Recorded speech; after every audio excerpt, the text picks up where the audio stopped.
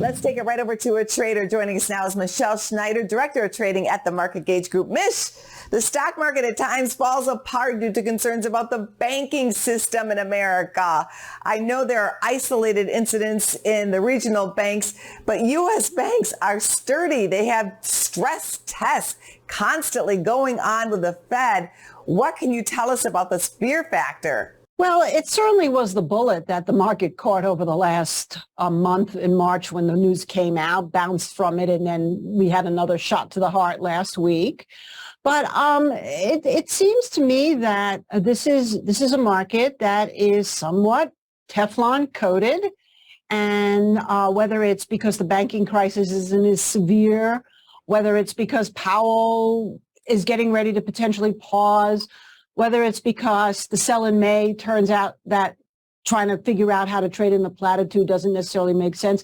It doesn't really matter. What we have going on right now is we're going to go back to a focus of the next potential crisis. And I think for this week, it's going to be the inflation numbers. Are we coming down inflation? Are we flatlining inflation? And of course, you all know how I feel. I feel that certain areas of inflation have cooled. Other areas could still go up. There's other bullets to dodge. And of course, the other thing is going to be debt ceiling, but I'm not all that concerned about that. So right now, if you just look at the market and what it's telling you is there's a couple of key places to keep your eyes on. And interestingly enough, it's not the banks. To me, it's all about the consumer.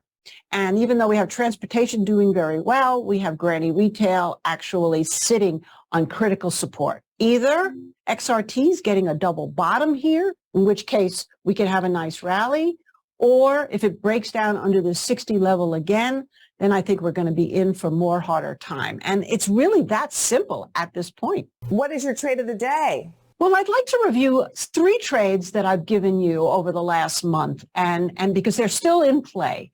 Number one is I've talked about Formula One. So it had this explosive move last week, and it looks like it's digesting that. I still think that has a tremendous upside. I've talked about Vegas and the race track that they're putting around the strip.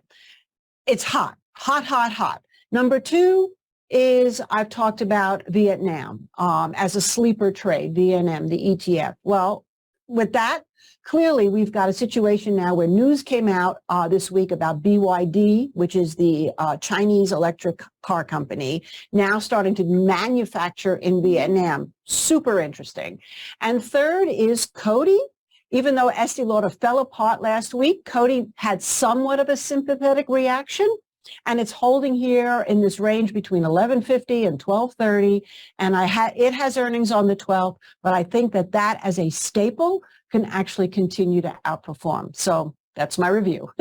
I love that you track your trades for us. Thank you, Mish. Thank you so much, Angie.